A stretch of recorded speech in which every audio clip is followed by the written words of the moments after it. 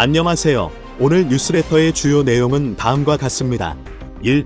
빈살만 왕세자 한국에 방문. 2. 계약 체결. 3. 중국은 미국의 핵심 기술 전수. 빈살만 왕세자가 이재용 삼성전자 회장을 나의 베스트 프렌드 절친이라 칭하며 초대박 선물을 예고해 전 세계 외신들의 이목이 쏠리고 있습니다. 빈살만 사우디 왕세자가 단지 형식적으로만 한국을 방문해 기껏 해봤자 또 뜬구름만 잡는 양해각서 정도만 체결하고 돌아갈 것이라는 관측이 지배적이었지만 모두의 예상을 깨버렸습니다. 한국에서 1박 2일 일정을 소화한 뒤 바로 일본으로 건너가 무려 2박 3일 동안이나 머무를 것으로 알려지면서 일본 매체들은 빈살만은 한국보다 일본을 더 중요시하고 있다. 빈살만 왕세자가 한국에는 기껏해야 양해각서만 던져주고 진짜 엄청난 것은 일본과 논의할 것이라고 비웃었는데요. 자, 그런데 빈살만이 이재용 삼성전자 회장을 베스트 프렌드라 부르면서 폭탄 발표를 하자 일본은 망연자실해서 하고 있습니다. 지금부터 이 놀라운 내용 최고 수익률에서 여러분들에게 전해드리겠습니다. 이재용 삼성전자 회장은 빈살만 사우디 왕세자가 나의 베스트 프렌드, 나 부르는 극소수의 인물 중 한 명입니다. 빈살만 왕세자는 의심이 많은 것으로 알려져 모두 비즈니스 관계로 대합니다. 하지만 그가 베스트 프렌드라 부르는 이들에게는 완전히 다릅니다. 전혀 아무런 계산 없이 아무런 조건을 내걸지 않은 채 무한한 신뢰를 주며 사우디 내 천문학적인 규모의 사업을 과감하게 선물하기도 하는데요. 빈살만이 이재용 삼성전자 회장을 가장 좋아하는 이유는 바로 성격 때문이었습니다. 이재용 삼성전자 회장의 성격은 한국에서도 매우 잘 알려져 있습니다. 막내딸이 무대에 선 호두까기 인형 공연 관람을 마친 이재용 삼성전자 회장에게 한 기자가 인터뷰를 시도하자 이재용 회장은 기자가 손에 든 스마트폰이 LG폰임을 확인하고 LG폰을 쓰고 있네요. 갤럭시 사면 그때 인터뷰합시다라고 전하며 자리를 떠났습니다. 그런데 이재용 회장이 다시 갑자기 기자에게 나타나더니 화면에 보이는 갈색 포장지로 쌓인 작은 상자를 건넸는데 안에는 갤럭시 스마트폰 새 상품이 들어있었습니다. 이재용의 성격은 최근 발생한 에피소드에서도 적나라하게 드러났는데요. 최근 삼성전자 직원들과 만나는 자리에서 한 직원이 이재용 회장에게 출근 전 아내에게 이재용 회장과 단독 사진을 찍어오겠다고 큰소리쳤다라며 이재용 회장은 사진만으로 되겠습니까? 라며 사진을 찍은 후 그 자리에서 직원의 아내와 영상통화까지 해주었습니다. 이재용 회장의 이러한 성격은 놀랍게도 단순히 보여주기식이 아니었습니다. 이재용은 서울 경기초등학교와 청운중학교 경복고등학교를 나왔고 서울대학교 동양사학과를 졸업했습니다. 그는 이후 일본 게이오 기주쿠 대학에서 MBA를 취득한 뒤 하버드 대학교에서 경영학 박사과정까지 수료했는데요. 이재용 회장은 중고등학교 재학 시절에도 상위권 성적을 유지했다고 하는데 특히 영어와 수학 성적이 우수했다고 합니다. 또한 학창시절 줄곧 반장을 도맡았다는 이재용에 대해 그의 고등학교 3학년 시절 담임선생님이었던 교사는 재용이는 공부 잘하고 친구 관계도 좋은 평범한 아이인 것으로 기억한다라고 증언했습니다. 실제로 이재용 회장의 고등학교 생활기록부에는 명랑쾌활하며 매사에 적극적인 성격이라고 적혀 있는데 그와 중고등학교를 같이 나온 동창들의 증언에 따르면 이재용은 친구들을 집에 자주 초대하고 운동도 즐기는 등 재벌가라고 으스대지 않는 소탈한 모습이었습니다. 한 동창은 이재용에 대해 학교에 부잣집 자제들이 많았던 탓도 있지만 이재용 회장은 그 중에서도 특히 눈에 띌 만한 일이 없었던 평범한 학생이었다라고 전했습니다. 그는 아버지인 이건희 회장이 이병철 선대 회장의 후계자로 결정되고 났을 때쯤 그나마 한 번 얘기가 돌았던 것으로 기억한다라고 덧붙였다. 더욱 놀라운 것은 이재용 회장이 학창시절 친하게 지냈던 친구들과 현재까지도 친분을 유지하며 자주 만나고 있다는 사실이었습니다. 이 회장은 친구들을 만날 때는 경호원도 대동하지 않고 격식 없는 차림으로 만난다고 전해집니다. 이재용 회장과 주기적으로 자주 만나고 있다는 절친한 친구는 재용이와는 한남동이나 삼각지 쪽 삼겹살집에서 편하게 만난다. 술 실력은 보통이고 소주를 즐긴다라며 고깃집에서 사람들 눈에 띄어도 별로 의식하지 않는다라고 전했습니다. 이뿐만 아니라 이재용 회장은 친구들 사이에서 경조사를 절대 빼놓지 않고 참석하는 친구로 유명하다고 하는데 한동창은 재용이는 친구 부모님이 상당했을 때 바쁜 일 없으면 무조건 참석한다라며 워낙 어려서부터 조심하다 보니 남에 대한 배려가 몸에 배어있는 편이라고 밝혔습니다. 이러한 이재용 삼성전자 회장의 진실한 성격은 수년간 함께 사업을 해온 빈살만 사우디 왕세자에게까지 그대로 전해졌습니다.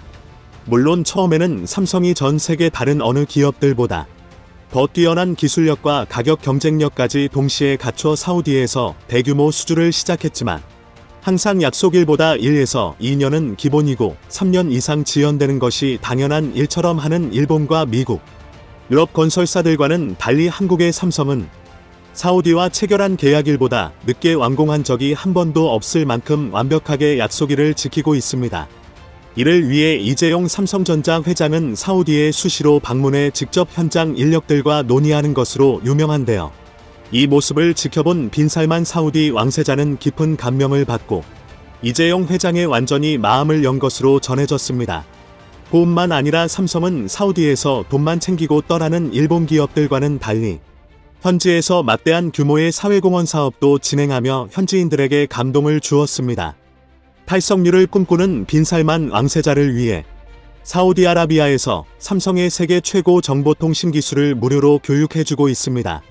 최근에는 인공지능과 IoT 교육을 실시하고 있는데 빈살만 왕세자가 설립한 비영리 단체 마스크 아카데미와 파트너십을 맺고 세계 최고의 기술력을 보유한 삼성이 사우디인들의 인재 양성에 적극적인 동참하고 있습니다. 이렇게 이재용 회장과 절친이 된 빈살만 왕세자는 지난번 한국에 방문했을 당시에도 삼성그룹 영빈관인 승지원에서 깜짝 회동을 하며 각별한 친분을 과시했는데요. 또 이재용과 어떤 이야기를 나눌지 전 세계 외신들의 이목이 쏠리고 있습니다. 자, 그런데 이미 놀랍게도 빈살만은 절친 이재용에게 엄청난 선물을 투척했습니다. 세계 최대 기업이자 빈살만의 심장이라 불리는 아람코가 추진하는 초대형 플랜트 사업, 기존의 32개였던 프로젝트를 55개로 확대하는 등 공격적인 투자를 시작했는데 삼성엔지니어링과 현대건설이 초대박 계약을 체결했습니다. 일본과 미국 기업들이 사활을 걸고 따내려 했던 프로젝트였는데 한국이 싹쓸이하게 됐습니다. 일본의 마사 요시 손이 굴리는 소프트뱅크 비전펀드의 빈살만 왕세자는 국부펀드 등을 통해 무려 40조 원 넘게 투자했습니다. 그런데 미국의 공유 오피스 위워크는 파산하기에 이르렀고 워바이트 댄스 등 투자했던 기업들의 주가가 급락하자 치명적인 손실은 입은 빈살만 왕세자. 일본과의 거래를 끊어버리고 이제 한국에 올인하려는 결단을 세운 것입니다. 업계 관계자들에 따르면 사우디의 빈살만 왕세자가 일본과의 관계를 청산하고 삼성 등 한국 기업들과 손을 잡고 5G, 사물인터넷, 인공지능 등 4차 산업혁명 기술에 막대한 투자를 할 것으로 전해졌습니다. 이니 빈살만은 NC소프트의 2대 주주로 등극했고 넥슨의 대주주가 됐습니다.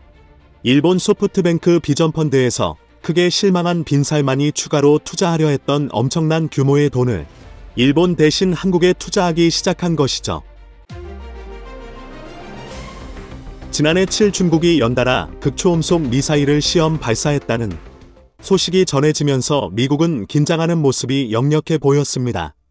미국의 유력 언론 대부분이 중국의 시험 발사 소식을 비중 있게 다루면서 우려의 소리를 전했으니 그 충격이 어느 정도인지는 짐작할 수 있습니다. 그도 그럴 것이 미국은 아직 단거리 및 중장거리 활공체의 개발을 진행 중입니다. 지난해에는 폭격기에서 발사하는 최고 음속 20배의 순항미사일을 선보였지만 미국은 아직 극초음속 활공체 또는 순항미사일을 실전 배치하는데 이르지 못하고 있기 때문에 러시아나 중국보다 기술적으로 뒤처졌다고 평가받고 있기 때문입니다. 그런데 여기에는 이유가 있습니다.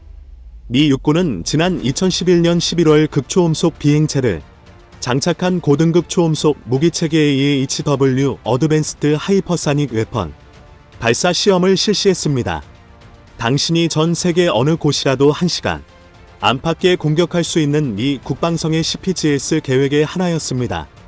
하와이에서 발사된 AHW는 3,700km를 30분 만에 날아가 마셜군도 콰절린 환초에 있는 목표물에 명중했을 정도로 뛰어난 기술을 갖고 있었습니다. 그런데 이후 미국은 극초음속 무기체계의 개발을 잠정 중단하게 됩니다. 기술적인 문제나 개발 비용 때문이 아닌 1987년 12월 미국과 소련 간에 맺은 중거리 핵전력 조약 INF를 위반할 수 있었기 때문이었습니다. 중거리 핵전력 조약은 사거리 500km에서 5,500km에 달하는 지상 발사 순항미사일이나 탄도미사일을 실험하거나 보유, 배치하는 것을 일절 금지하고 있었기 때문입니다. 개발이 중단된 상태에서 2019년 8월 트럼프 정부는 미국이 러시아와 중국의 극초음속 미사일 배치가 늦어지고 있는 것을 알자 명맥만 유지하고 있는 중거리 핵전력 조약을 파기하면서 미국도 다시 본격적으로 극초음속 무기체계 개발에 뛰어들 수 있었습니다. 러시아나 중국은 그 조약을 지키지 않고 있는데 미국 혼자 지키고 있었던 셈입니다. 개발 중단에 있었지만 그래도 미국이 가진 기술은 러시아와 중국을 압도한다고 보고 있습니다. 따라서 러시아와 중국에 비해 뒤처졌다는 것은 미국이 러시아와의 조약 때문에 2019년 뒤늦게 뛰어들었기 때문입니다. 네이시온 테크놀로지서의 그레고리 헤어서 CEO는 미국의 기술이 러시아나 중국보다 뒤처져 있다고 하지만 곧 앞설 수 있을 것으로 본다고 최근이 블룸버그 통신과의 인터뷰에서 밝힌 바 있습니다. 현재 각국이 경쟁적으로 개발 중인 극초음속 미사일에는 극초음속 순항미사일 하이퍼사닉 크루즈 미셀 두 종류가 있습니다. 극초음속 활강체는 탄도미사일의 글라이더 형태의 활공체를 탑재해 발사하는 방식으로 지구의 중력을 이용해 낙하하는 방식이지만 낙하 도중 궤적을 바꾸는 것은 물론 속도 조절도 가능합니다. 가속을 위한 부스터가 없이 속도를 낼 수 있어야 하므로 정해진 속도와 궤도를 비행하는 탄도미사일보다는 훨씬 고난도의 기술이 필요합니다. 미국이 긴장한 것은 중국이 2차례 실험한 미사일이 바로 이 방식의 미사일이기 때문입니다. 다만 중국은 당시 실험에서 표적에서 40km 이상 빗나가면서 실험이 완전히 성공했다는 평은 받지 못했습니다. 극초음속 순항미사일은 스크램제트 엔진을 부착해 고속 비행을 지속할 수 있게 하는 방식입니다. 탄도미사일은 속도가 빠르다고 해도 정해진 비행 궤적을 계산해 요격하기가 어렵지 않습니다. 반면 극초음속 활공체가 발사 초기 탄도미사일에 탑재된다는 점에서 어느 정도 요격 가능성이 있지만 극초음속 순항미사일은 활공체보다 낮은 고도를 비행하기 때문에 요격하기가 한층 더 어려워집니다. 즉 음속 5배 이상 빠른 속도로 대기 중을 비행하면서 도중에 비행 궤도를 수시로 바꿔가며 표적을 향한다는 것은 기존의 미사일 방어 시스템을 무력화할 수 있는 특성이 문제입니다. 현재 미사일 방어 기술이 가장 앞서는 미국조차 지상에서 성층권으로 발사됐다가 포물선 궤도를 그리며 표적을 향해 떨어지는 탄도미사일 방어에만 초점을 두고 있기 때문입니다. 그런데 미국 정보당국에서는 중국의 그런 급격한 극초음속 미사일에 획기적인 발전에 의문점을 갖게 됩니다. 불과 몇 년 전만 해도 중국의 동향에서 극초음속 미사일에 대한 기술력은 극히 미약한 것으로 파악하고 있었습니다. 중국은 이제까지 미사일에 대한 방어체계의 기술력도 부족할 정도였는데 첨단 기술인 극초음속 미사일을 불과 몇 년 만에 개발했다는 것이 믿어지지 않았던 것입니다. 이후 미 정보 당국은 중국의 극초음속 미사일 개발에 대한 뒷조사를 비밀리에 시작합니다. 그런 와중에 중국의 극초음속 미사일 개발에 투입되었던 연구원이 영국에 망명하는 사건이 나옵니다. 예전에 제가 소개했던 내용입니다. 영국 매체 데일리 익스프레스는 지난 6월 중국 로켓 전문가가 영국 비밀정보국, 미 육부나 미국 CIA 요원의 도움으로 미국으로 망명한 기사를 올렸습니다. 극초음속 하이퍼사닉 미사일 개발에 핵심적 역할을 한 과학자의 망명으로 미국과 영국이 중국의 극초음속 미사일에 대한 방어 계획을 수립하는 데 도움이 될 것이라고 전했습니다. 그 중국인 젊은 과학자는 지난해 12월 망명한 것으로 알려져 있습니다. 30대로 알려진 과학자는 방위산업체 중국 항공공업에서 사거리 약 3200 스퀘어 킬로미터 1000마일에 달하는 것으로 알려진 진평 동풍 17 미사일에 탑재할 수 있는 극초음속 미사일 발사체 개발 연구원으로 알려져 있습니다. 중국에서 부당한 대우를 느꼈고 자신의 재능을 더 인정받고 싶다는 이유에서 영국으로 망명을 전했는데 이는 과거 영국에서 유학한 적이 있기 때문이라고 했습니다. 그 이후 미국은 그 망명자에게서 중국의 미국 기술 습득에 대한 정보를 얻은 것으로 추정되면서 뒷조사를 시작하게 된 동기로 알려져 있습니다. 그리고 지난 10월 17일 워싱턴 포스트 WP는 300종 이상의 미국 첨단 기술이 극초음속 미사일 개발에 관여한 중국 기관 기업에 유출 및 판매된 것이 드러났음을 폭로했습니다. 지난해 8월 극초음속 미사일을 시험 발사해 미국을 놀라게 했던 중국이 이를 개발하는 과정에서 미국 첨단 기술을 입수해 활용했다는 지적입니다. WP는 중국 정부의 조달 데이터베이스와 공개된 계약서 등을 분석한 결과 2019년 이후 중개자를 거쳐 거의 신기에 이르는 미국 기업의 원천 기술 300종 이상이 중국의 극초음속 미사일 개발과 관련된 기관 기업 수십 곳에 유출 또는 판매됐다고 보도했습니다. 이 가운데 미국의 조나 테크놀로지와 메타콤은 미 국방성의 기술개발 지원 대상에 선정돼 각각 3,160만 달러 약 448억 원화, 1,390만 달러 약 197억 원을 지원받았습니다. 사실상 미국민의 세금으로 개발한 첨단 군사기술이 미국을 위협할 수 있는 중국 무기체계 개발에 활용됐다는 의미입니다. WP에 따르면 중국 군사 연구기관 기업에서 일하는 복수의 과학자는 기술 격차를 미국 기술로 메우고 있다며 미국 기술이 중국 무기 발전의 핵심이 되고 있다고 전했습니다. 미국은 그동안 핵심 기술의 국외 유출을 막기 위해 수출 통제를 강화해 왔다고 했지만 수많은 종류의 군사 무기 부품과 반도체, 소프트웨어 등이 아무런 제한을 받지 않고 중개업자들의 손을 통해 적성국으로 넘어가고 있다는 것이 속속 언론을 통해 폭로되고 있습니다. 주요 기술이 우회 경로로 흘러나가면서 중국, 러시아, 이란 정부의 손에 넘어가고 있지만 말만 앞세운 통제는 아무런 의미가 없습니다. 중국 수출 제한 품목에 관해서도 미국 정부 간 부처가 이견이 많고 심지어 중국 규제에 앞장서고 있는 상무부마저 의견이 반으로 쪼개져 있는 것으로 월스트리트저널이 보도한 바 있습니다. 이는 업체들의 로비 때문입니다. 중국에 대한 매출이 큰 폭으로 잡혀있는 업체들의 경우 어떻게 보면 판매금지 목록에서 자신들의 제품이 포함되지 않도록 강한 로비를 벌이고 있는 정황은 많습니다. 따라서 중국 규제가 제대로 이루어지고 있지 않은 겁니다. 얼마 전 보도됐던 중국 규제 수출품 1200여 종이 버젓이 중국에 수출되고 있다고 월스트리트저널이 보도하지 않았습니까?